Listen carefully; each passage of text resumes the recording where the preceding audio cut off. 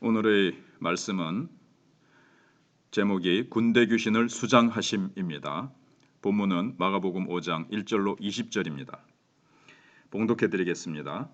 예수께서 바다 건너편 거라사인의 지방에 이르러 배에서 나오심에 곧 더러운 귀신 들린 사람이 무덤 사이에서 나와 예수를 만나니라. 그 사람은 무덤 사이에 거처하는데 이제는 아무도 쇠사슬로도 맬 수 없게 되었으니 이는 여러 번 고랑과 쇠사슬에 매였어도 쇠사슬을 끊고 고랑을 깨뜨렸음이로라. 그리하여 아무도 그를 제어할 힘이 없는지라. 밤낮 무덤 사이에서나 산에서나 늘 소리 지르며 돌로 자기의 몸을 해치고 있었더라. 그가 멀리서 예수를 보고 달려와 절하며 큰 소리로 부르짖어 이르되 지극히 높으신 하나님의 아들 예수여, 나와 당신이 무슨 상관이 있나이까? 원하건대 하나님 앞에 맹세하고 나를 괴롭히지 마옵소서 하니, 이는 예수께서 이미 그에게 이르시기를 더러운 귀신아 그 사람에게서 나오라 하셨음이라. 이에 물으시되 내 이름이 무엇이냐? 이르되 내 이름은 군대니 우리가 많음이니이다 하고 자기를 그 지방에서 내보내지 마시기를 간구하더니 마침 거기 돼지의 큰 떼가 산 곁에서 먹고 있는지라. 이에 간구하여 이르되 우리를 돼지에게로 보내어 들어가게 하소서 하니 허락하신대 더러운 귀신들이 나와서 돼지에게로 들어가매 거의 2,000마리 되는 떼가 바다를 향하여 비탈로 내리달아 바다에서 몰사하거늘 치던 자들이 도망하여 읍내와 여러 마을에 말하니 사람들이 어떻게 되었는지를 보러 와서 예수께 이르러 그 귀신 들렸던 자 곧 군대 귀신 짚혔던 자가 옷을 입고 정신이 온전하여 앉은 것을 보고 두려워하더라. 이에 귀신 들렸던 자가 당한 것과 돼지의 일을 본 자들이 그들에게 알림해 그들이 예수께 그 지방에서 떠나시기를 간구하더라. 예수께서 배에 오르실 때에 귀신 들렸던 사람이 함께 있기를 간구하였으나 허락하지 아니하시고 그에게 이르시되 집으로 돌아가 주께서 내게 어떻게 큰 일을 행하사 너를 불쌍히 여기신 것을 내 가족에게 알리라 하시니 그가 가서 예수께서 자기에게 어떻게 큰 일 행하셨는지를 데가볼리에 전파하니 모든 사람이 놀랍게 여기더라. 아멘. 주제는요, 억압하는 세력으로부터 자유롭게 하셨으니 다시는 거기에 지배당하지 말고 권세 있는 나라의 증인이 되어야 한다 하는 것입니다. 식민 지배를 당했던 역사는 우리 민족사에 깊은 상처를 남겼습니다. 독재자에 의해 주권을 손상당한 경험도 잊을 수 없는 고통입니다.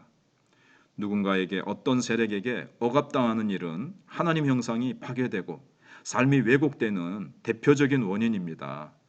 여기 귀신 들린 사람의 처지는 죄와 사망의 세력에 붙잡혀 있는 모든 이들의 처지와 같다고 할 수 있습니다.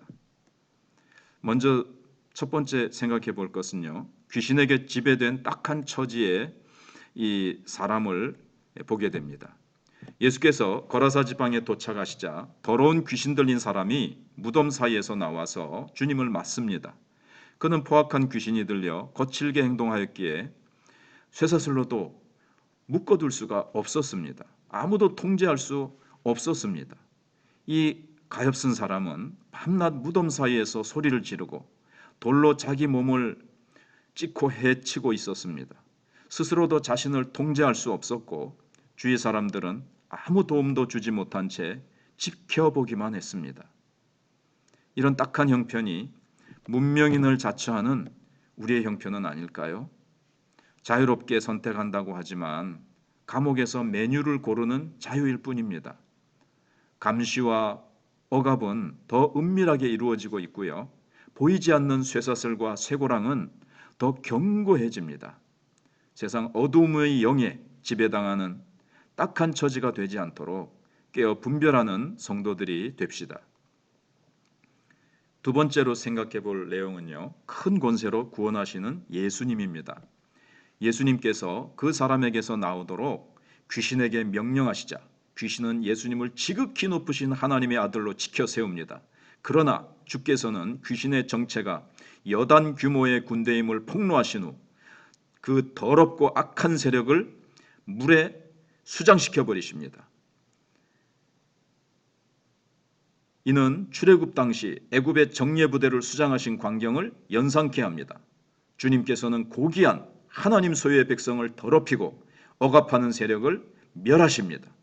군대의 폭력의 힘과 억압적 통치로 비인간화하며 악랄하게 지배하던 권세를 무적행 속에 쳐넣어버리십니다.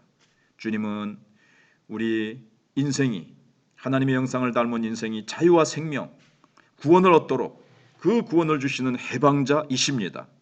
주님의 통치를 받는 것이 세상 임금의 노예로 전락하지 않고 주의 백성의 위엄을 회복하는 길입니다. 우리가 주님의 통치를 거부하면 악한 영의 통치를 받게 돼요. 그래서 주님의 통치를 받는 것이 세상 임금의 이 사탄의 노예로 전락하지 않는, 그리고 주의 백성의 이 위엄, 권세, 능력 있는 삶을 회복하는 길입니다. 아멘. 세 번째로요, 권세 있는 나라의 증인된 삶에 대해서 생각해 봅시다. 귀신이 들어간 돼지떼가 바다로 추락하는 것을 목격한 이들이 도망해서 읍내에 가서 막 전하는 거예요. 사람들이 몰려 나와서 사실을 확인합니다. 귀신 들렸던 자가 아무도 통제할 수 없었고 무덤 사이에서 자기 몸을 해하던 그 사람이 온전해진 모습을 보고 놀랐으면서도 도리어 주님께 그 지방에서 떠나주시기를 간구합니다. 야, 이런 사건이 계속 일어나면 돼지떼 다 없어지겠다, 소떼 다 없어지겠다, 우리 뭘 재산을 다 잃어버릴지 우리 모르잖아. 그래서 더 많은 피해를 염려한 듯 합니다. 다른 한편 귀신 들렸던 자는 제자 되기를 주님께 간청했지만 주님께서는 허락하지 아니하십니다.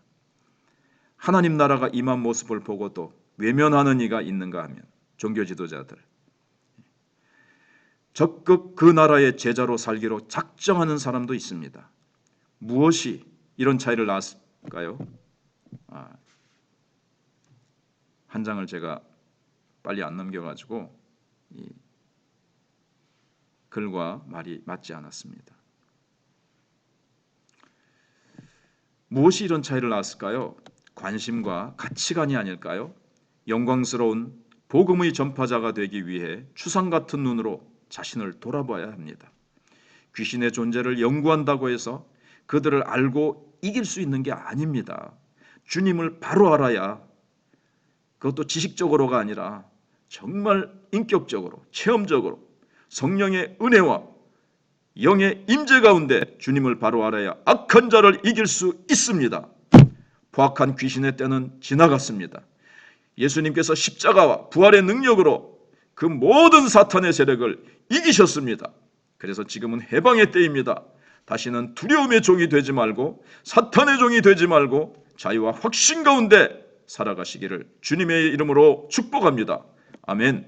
기도하겠습니다. 하나님, 우리 현대인들이 오늘 본문에 나오는 무덤가에 사는 사단에게 포로잡힌 자와 같이 악한 영에게 사로잡혀 있고 사단이 만들어 놓은 온갖 현대 더러운 문명, 음란한 문명에 사로잡혀 있습니다. 주님,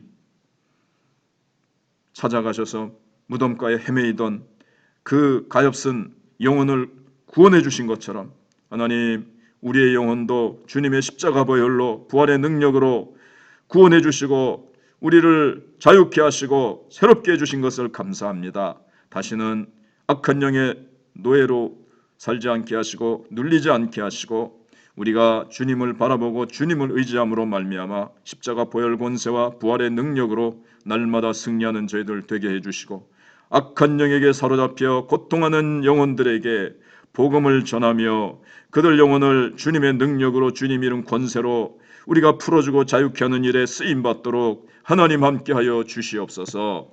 예수 그리스도의 이름으로 기도하옵나이다.